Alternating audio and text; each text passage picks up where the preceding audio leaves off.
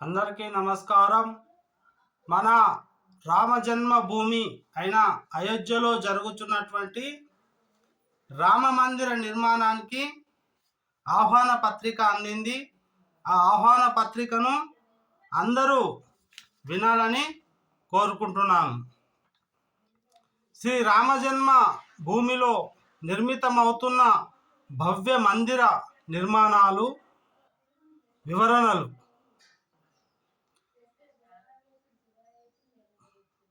పరంపరాగతమైన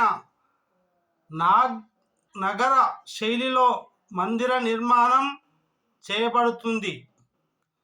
మందిర పొడవు తూర్పు పడమర 380 అడుగులు, వెడల్పు 250 అడుగులు, ఎత్తు 161 అడుగులు. ఇవి యొక్క మందిరం యొక్క కొలతలు. 3 అంతస్తుల మందిరంలో ఒక్కో అంతస్తు 20 అడుగుల ఎత్తులో మొత్తం 392 స్తంభాలు, 44 ద్వారాలు ఉంటాయి. క్రింది అంతస్తులోని గ్రౌండ్ ఫ్లోర్ గర్భగుడిలో భగవాన్ బాలరాముని శ్రీ రామ్ లాలా విగ్రహం, మొదటి అంతస్తు గుడిలో రామ దర్బార్, అలాగే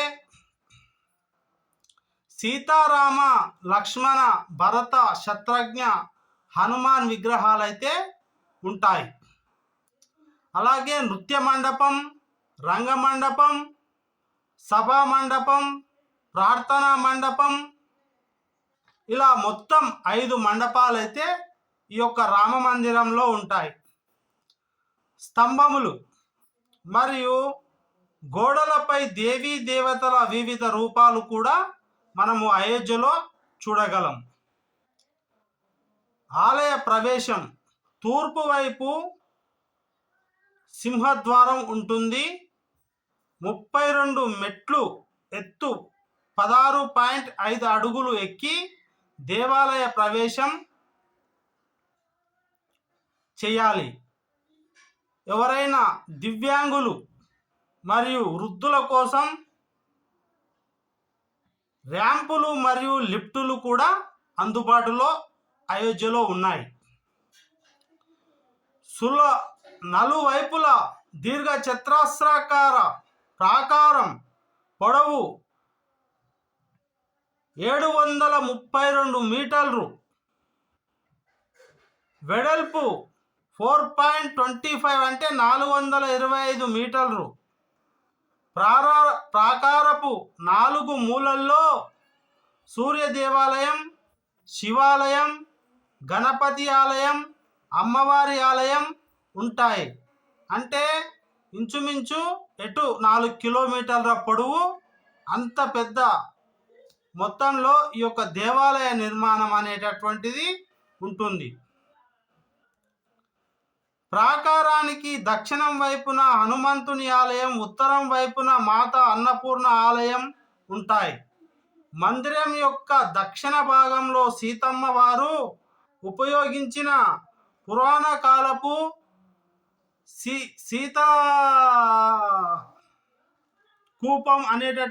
సీతాకూపం అనే బావి అనేది కూడా అక్కడ ఉంటుంది. శ్రీరామ జన్మభూమి మందిర పరిసరాలలో నిర్మాణం చేయబోయే ఇతర మందిరాలు కూడా మనకు కనిపిస్తాయి. మహర్షి వాల్మీకి, వశిష్ఠ, విశ్వామిత్ర, అగస్త్య, నిషాదరాజు, గుహుడు, శబరిమాత మరియు అహల్యదేవి, ఇలా ఆలయ నిర్మాణాలు అయితే మనకు చాలా ఉంటాయి. నైరుతి అంటే ఈ సైడ్ అనుకుంటా. నైరుతి నవరత్న కుబేర ఘట్టాలపై ఉన్న శివాలయం జీర్ణావస్థ కానున్నది మరియు రామభక్తుడు జటాయు విగ్రహం కూడా చాలా పునరుద్ధరించబడింది. ఈ జటాయువు అనేటటువంటి ఒక సుందరమైనటువంటి పక్షి అక్కడ ఉంది. ఆ జటాయు అనే పక్షిని చాలా సుందరీకరణం చేశారు. విశ్వ వ్యాప్త రామభక్తులకు విన్నపము. సోదరిమాలారా, కలియుగాబ్ది 5125 శాలివాహన శకం 1945 శ్రీ శుభకృత్ నామ సంవత్సర పుష్య శుక్ల ద్వాదశి 22 జనవరి 2024 సోమవారం శుభదినాన అయోధ్య శ్రీరామ జన్మభూమిలో నిర్మిస్తున్న నూతన మందిరంలో కింది అంతస్తు గ్రౌండ్ ఫ్లోర్లో గర్భగుడిలో శ్రీ బాలరాముని నూతన విగ్రహ ప్రాణ ప్రతిష్ఠ గావించబడుతుంది. ఈ సందర్భంగా అయోధ్యలో అపూర్వమైన ఆనందకరమైన వాతావరణం నెలకొంది. ఆ రోజు మనం కూడా ప్రాణప్రతిష్ఠ శుభముహూర్త సమయానికి ముందే ఉదయం 11 గంటల నుండి మధ్యాహ్నం 1 గంటల మధ్య మనకు దగ్గరలో ఉన్న ఏదేని దేవాలయంలో చుట్టుప్రక్కల ఉన్న హిందూ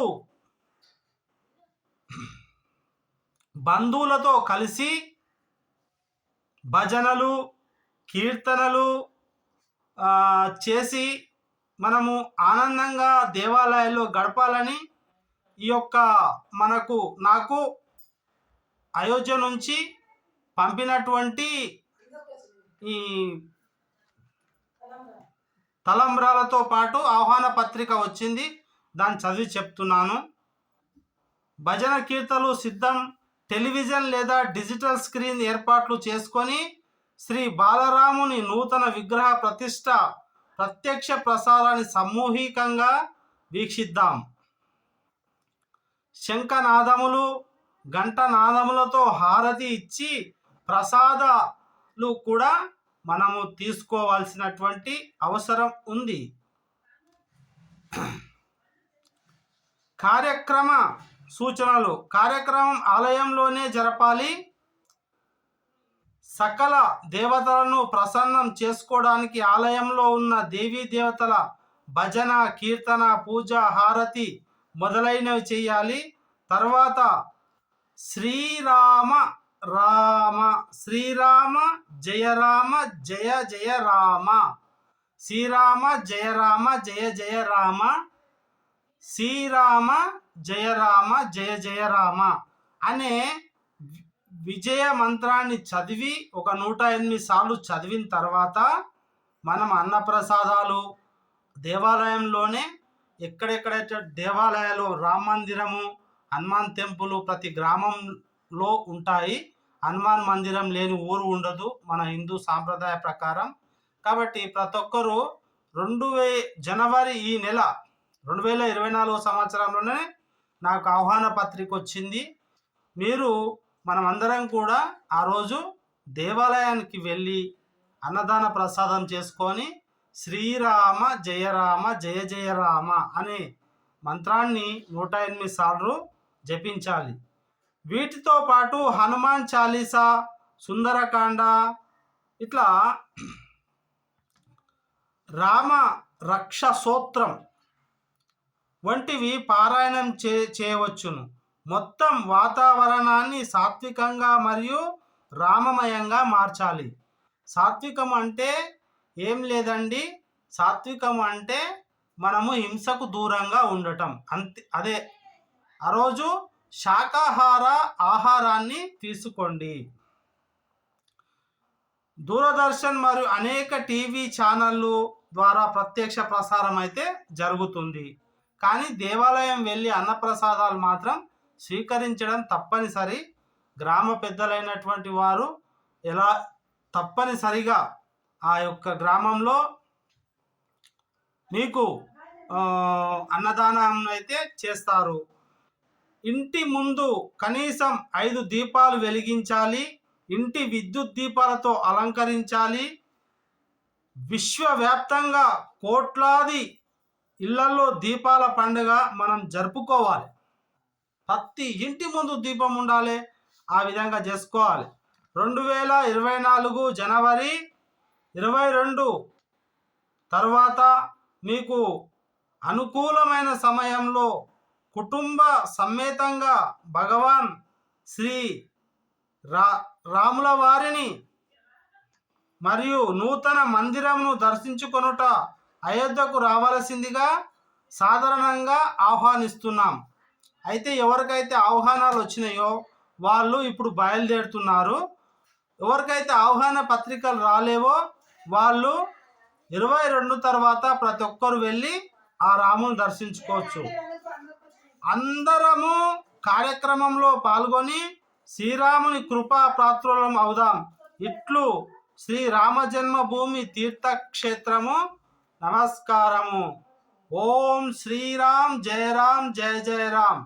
ఒకవేళ నా వీడియో మీకు నచ్చినట్లయినట్టయితే ఆ యొక్క అయోధ్య రాముని యొక్క ఆహ్వాన పత్రిక చదివి వినిపించాను కాబట్టి మీకు నచ్చితే ఒకవేళ మంచిగా అనిపిస్తే సబ్స్క్రైబ్ చేసుకోండి, అలాగే లైక్ కూడా చేయండి. అందరికీ ధన్యవాదాలు. Thank you.